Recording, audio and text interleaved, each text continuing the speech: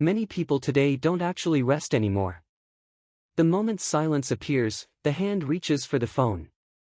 While waiting for coffee, sitting on the train, eating alone, or even lying in bed before sleep, the screen becomes the default companion. What makes this habit dangerous is not only the amount of time we lose, but the way it slowly trains the mind to become uncomfortable with stillness. And perhaps this is one reason why so many people feel mentally exhausted even after doing nothing all day. Interestingly, Japan offers a very different relationship with boredom, silence, and daily attention.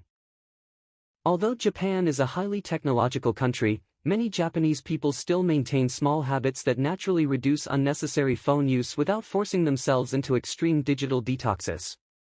They do not necessarily rely on strict self-control. Instead, they build lifestyles where the phone slowly becomes less important. One noticeable habit is the Japanese practice of fully engaging in small daily activities. In Japan, there is a quiet cultural appreciation for concentration, even during ordinary moments. Whether it is preparing tea, arranging flowers, cooking, writing, or simply walking through a neighborhood, many people try to give full attention to one action at a time. This mindset is closely connected to a traditional idea sometimes described as being completely present in the task before you. As a result, idle moments do not automatically become scrolling moments. In many countries, people fear boredom. In Japan, boredom is often treated more calmly. You can see elderly Japanese people sitting quietly in parks, observing trees, feeding birds, or simply watching people pass by without touching a phone for long periods of time. To outsiders, this may seem unproductive. But psychologically, these moments train the brain to tolerate stillness again. And once a person becomes comfortable with silence, the addiction to constant stimulation slowly weakens. Another important habit is the Japanese tendency to separate spaces for different purposes. In many Japanese homes, especially traditional ones, certain areas are mentally associated with rest, eating, reading, or sleeping. Phones are less likely to dominate every corner of life. Even today, many Japanese people avoid loud phone conversations on trains or in public spaces because there is a strong cultural awareness of presence and consideration for others. This creates environments where people naturally disconnect for short periods throughout the day. Modern phone addiction often grows because there are no boundaries anymore. The bedroom becomes an office. The dining table becomes a social media station. The mind never fully exits stimulation mode. Japanese culture, however, still preserves many tiny behavioral boundaries that protect mental space. These boundaries may seem small, but over years, they shape attention in powerful ways. A third habit can be seen in the Japanese relationship with routine. Many Japanese adults follow repetitive daily rhythms. Morning walks, neighborhood cleaning, gardening, visiting local shops, stretching exercises, or preparing meals are done consistently and often without hurry. These routines fill empty moments that might otherwise be consumed by endless scrolling. More importantly, they give the brain something physical and meaningful to return to. This is one reason phone addiction becomes especially difficult after retirement or later in life. When structure disappears, the phone quietly replaces routine.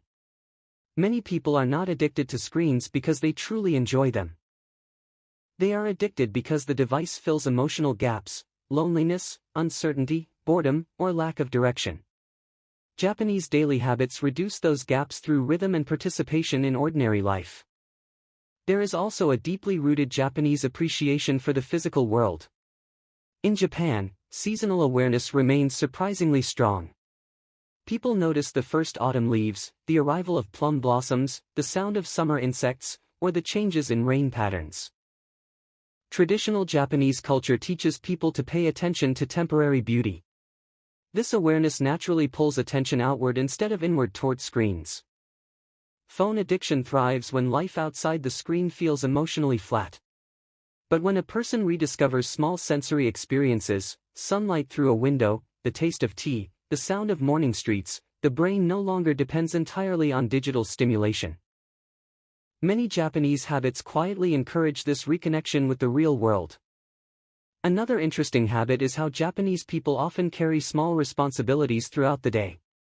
Even elderly individuals frequently remain active within their homes and communities. They may water plants, organize small items, care for grandchildren, sweep sidewalks, or participate in neighborhood activities. These responsibilities create movement and engagement. In contrast, modern digital life encourages passive consumption. Hours disappear while sitting motionless with a device in hand. The Japanese approach reminds us that human beings feel mentally healthier when participating in life rather than only consuming it. One of the most overlooked Japanese habits is the acceptance of simplicity. In many parts of modern culture, people constantly seek stronger entertainment, faster information, and louder stimulation. Japanese aesthetics often move in the opposite direction. Simplicity, emptiness, and quietness are not treated as problems that must be escaped immediately. This mindset changes the relationship with the phone completely. If silence is acceptable, there is less urgency to escape into endless content. If an ordinary afternoon is already meaningful enough, there is less desire to constantly refresh the screen searching for emotional stimulation. Of course, Japan is not a perfect society. Phone addiction exists there too, especially among younger generations. But many traditional habits still act like invisible protection against total digital dependence. And perhaps this is the most important lesson: overcoming phone addiction does not always require aggressive discipline. Sometimes it begins by rebuilding a richer offline life. For people over 40, 50, or even 70, this idea can be especially powerful. You do not need to suddenly abandon technology or force yourself into strict rules. Instead, you can slowly create moments during the day where the phone is no longer the center of attention. A morning walk without headphones. Tea without scrolling. 10 quiet minutes near a window. Cooking slowly. Organizing a small corner of the house. These actions may appear insignificant, but they retrain the nervous system little by little. And perhaps that is what Japanese wisdom quietly teaches us. A peaceful life is not built through dramatic changes. It is built through small daily habits that return our attention to the real world again. Because in the end, the opposite of phone addiction is not discipline alone. It is presence.